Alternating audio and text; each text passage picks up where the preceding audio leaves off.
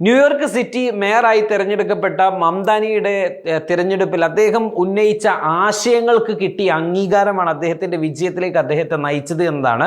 അതിൽ പ്രധാനമായും അദ്ദേഹം ഉന്നയിച്ചത് നിത്യജീവിതത്തിലെ ചിലവ് കുറക്കുക എന്നൊരു ആശയം മുന്നോട്ട് വെച്ചുകൊണ്ടായിരുന്നു അദ്ദേഹത്തിൻ്റെ ആ ഒരു പ്രചാരണം ഉണ്ടായത്. ആ ഒരു ആശയത്തിന് ചെറിയ വരുമാനം കൊണ്ട് ജീവിക്കുന്ന ആളുകൾക്കിടയിൽ വളരെ വലിയ സ്വീകാര്യത അദ്ദേഹത്തിന് അവിടെ ലഭിച്ചു എന്നുള്ളതാണ്.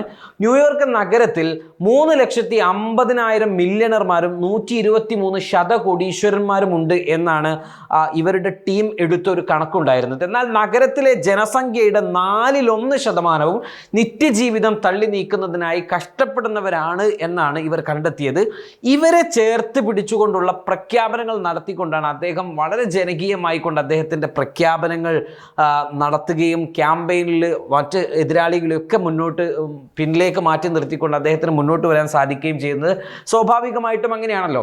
4 പേരടങ്ങുന്ന ഒരു കുടുംബം, അദ്ദേഹത്തിൻ്റെ ഒരു കണക്ക് ഇങ്ങനെയാണ്: 4 പേരടങ്ങുന്ന ഒരു കുടുംബം പ്രതിവർഷം $47,000 അതിൽ കുറവോ കൊണ്ടാണ് ജീവിക്കുന്നത്. ഏകദേശം 20 ലക്ഷം ആളുകൾ അപ്പാർട്ട്മെൻറ്റുകളും ഫ്ലാറ്റുകളും ഒക്കെ കേന്ദ്രീകരിച്ച് ജീവിക്കുന്നുണ്ട്. ഇവരുടെ 4 വർഷത്തെ വാടക മംദാനി ടീം മരവിപ്പിച്ചുകൊണ്ടുള്ള അല്ലെങ്കിൽ മരവിപ്പിക്കും എന്നുള്ള ഒരു ക്യാമ്പയിനാണ് അദ്ദേഹം നടത്തിയത്.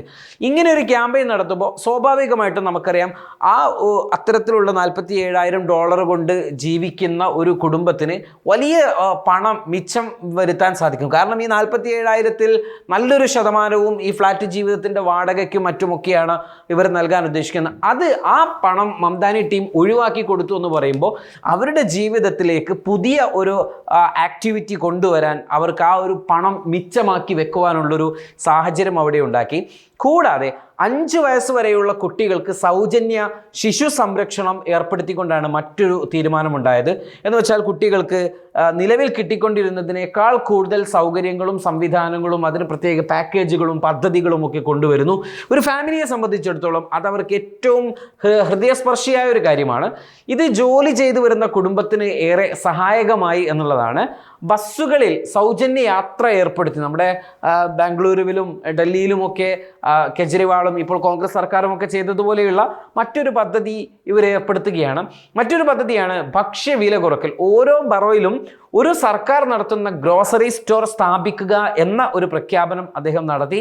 വലിയ ഓഫറുകൾ നൽകിക്കൊണ്ടുള്ള സ്റ്റോറുകൾ തന്നെ ഓരോ ബറോയിലും വരും എന്നുള്ള ഒരു പ്രഖ്യാപനം അദ്ദേഹം നടത്തി. 2030 ന്യൂയോർക്കിലെ മിനിമം വേതനം മണിക്കൂറിൽ 30 ആക്കുക എന്ന ഒരു പദ്ധതിയാണ് അടുത്ത ഒരു വളരെ ആകർഷകമായ പദ്ധതി. നിലവിൽ അത് 16, 18, 20 ഒക്കെയാണ് ഉണ്ടായിരുന്നത്. ഇത് ഒരു മണിക്കൂറിൽ 30 ജോലി ചെയ്യുന്ന ഒരാൾക്ക് $30 ആക്കുക എന്ന് പറയുമ്പോൾ അവരെ സംബന്ധിച്ചിടത്തോളം അവരുടെ ജീവിത വരുമാനം കൂടുക എന്നൊരാശയത്തിലേക്ക് എത്തുമ്പോൾ സ്വാഭാവികമായിട്ടും അത് വളരെ വലിയ ജനസ്വീകാര്യത വരുന്നു. മറ്റൊന്നാണ് ഗ്രീൻ സ്കൂൾ പദ്ധതികൾ. 500 പബ്ലിക് സ്കൂളുകളിൽ സോളാർ പാനലുകളും ഗ്രീൻ സ്പേസുകളും സ്ഥാപിക്കുക, ക്ലൈമറ്റ് റെസിലിയൻസ് ഹബ്ബുകൾ ഉണ്ടാക്കുക തുടങ്ങിയ ജനകീയമായ നിരവധി പദ്ധതികൾ മംദാനി നടപ്പിലാക്കുകയാണ്. ഇതെല്ലാം പ്രചരിപ്പിക്കുന്നതിനും ജനങ്ങൾക്കിടയിൽ ക്യാമ്പയിൻ നടത്തുന്നതിനുമായി ആദ്യം മംദാനിയുടെ ടീമിൽ 30,000 ആളുകളായിരുന്നു ഉണ്ടായിരുന്നത്. പിന്നീട് ഇതിൻ്റെ സ്വീകാര്യതയും മംദാനിക്ക് കിട്ടിയ പിന്തുണയും ഒക്കെ കണക്കിലെടുത്ത് 50,000 പേരുടെ വലിയൊരു വോളണ്ടിയർ ടീമിനെ തന്നെ അദ്ദേഹം തയ്യാറാക്കി. ഇതിൻ്റെ പ്രത്യേകത എന്താണെന്ന് വെച്ചാൽ മംദാനിക്ക് 34 വയസ്സാണുള്ളത്. മംദാനി ഒരു യുവാവാണ്. അതേപോലെ തന്നെ മംദാനിയുടെ ടീം പ്രചാരണ രംഗത്തുണ്ടായിരുന്നവരിൽ അധികം ആളുകളും അല്ലെങ്കിൽ സ്റ്റാർ ക്യാമ്പയിനർമാർ എല്ലാം യൂത്തായിരുന്നു. കോളേജ് സ്റ്റുഡൻസുകൾ, അതുപോലെ തന്നെ ടെക്കികൾ അടക്കമുള്ള ആളുകൾ. ഇവർ ഈ ന്യൂയോർക്കിലെ വോട്ടർമാർക്കിടയിലേക്ക് ക്യാമ്പയിനുമായിട്ട് ഇറങ്ങുമ്പോൾ അവർ നടപ്പിലാക്കിക്കൊണ്ടിരിക്കുന്ന അവരിലുള്ള ഒരു ആവേശവും അവരുടെ ആശയവും ഒക്കെ പ്രായഭേദമന്യേ ന്യൂയോർക്കിലെ ആളുകൾക്ക് അത് സ്വീകാര്യമാക്കി മാറ്റി എന്നുള്ളതാണ്. ഇത് അമേരിക്കയിൽ മാറ്റത്തിൻ്റെ ഒരു സൂചന തന്നെ ഉണ്ടാക്കുമെന്ന ആളുകളെ ബോധ്യപ്പെടുത്താൻ ഈ 50,000 ക്യാമ്പയിനർമാരെ മുൻനിർത്തിക്കൊണ്ട് മംദാനിക്ക് സാധിച്ചു എന്നുള്ളതാണ്. ഓരോ ക്യാമ്പയിനുകളും ഒരു രീതിയിലായിരുന്നെങ്കിൽ രണ്ടാമത്തത് മറ്റൊരു, അങ്ങനെ വ്യത്യസ്തമായ ക്യാമ്പയിന് കൊടുത്ത് അമേരിക്ക ഇതുവരെ കാണാത്ത തരത്തിലുള്ള ഒരു തെരഞ്ഞെടുപ്പിൻ്റെ ഒരു ചൂടും ചൂരും ഒക്കെ അവർക്ക് കൊണ്ടുവരാൻ കഴിഞ്ഞു. രാഷ്ട്രീയ പ്രചാരണ ശൈലിയിൽ നിന്ന് വ്യത്യസ്തമായി മംദാനിയേക്കാൾ പ്രായം കുറഞ്ഞ ആളുകളായിരുന്നു ഈ ക്യാമ്പയിനർമാരായി ഉണ്ടായിരുന്നതെന്നുകൊണ്ട് ആളുകളുടെ എല്ലാവരുടെയും ഒരു സ്വീകാര്യതയും സംസാരവും അവർക്ക് പിന്തുണയും ഒക്കെ കിട്ടി. ഇതിനെ അത്ഭുതത്തോടു കൂടിയാണ് അമേരിക്കക്കാർ വിലയിരുത്തിയത്. ന്യൂയോർക്കിലെ 40% കുടിയേറ്റക്കാരോ ദക്ഷിണേന്ത്യൻ വംശജരോ ഒക്കെയാണ്. അവരുടെ നിരന്തര പിന്തുണ ലഭിച്ചു. ഫലസ്തീൻ അനുകൂലികളുടെ പിന്തുണ ലഭിച്ചു. ജൂത വിഭാഗത്തിൽ തന്നെ ഇസ്രായേലിനെ എതിർക്കുന്ന ആളുകളുടെ പിന്തുണ ലഭിച്ചു.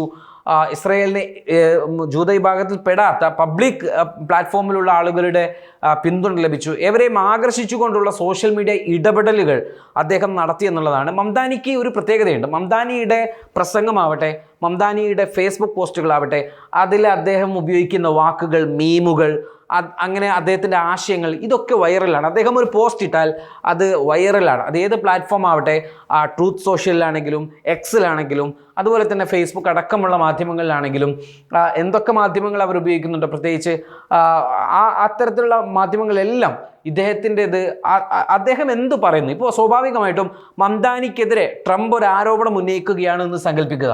ഇങ്ങനെ ആരോപണം വരുമ്പോൾ സ്വാഭാവികമായിട്ടും ആളുകൾ ട്രംപിൻ്റെ ആരോപണം കേൾക്കാനല്ല ഇരിക്കുന്നത്, മറിച്ച് മംദാനി അതിനെ എങ്ങനെ പ്രതികരിക്കും എന്നുള്ള. കാരണം മംദാനി പ്രതികരിച്ചു കഴിഞ്ഞാൽ തീർച്ചയായിട്ടും അത് ഹിറ്റാകുമെന്ന് അവർക്കറിയാം.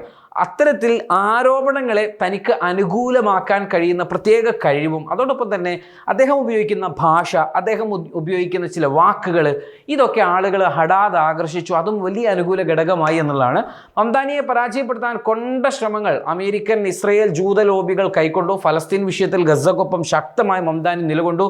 ഇസ്രയേൽ ഈ ഘട്ടത്തിൽ അമേരിക്കയിലുള്ള എതിർപ്പിനെ സമർത്ഥമായി ഉപയോഗിച്ചു എന്നുള്ളതും.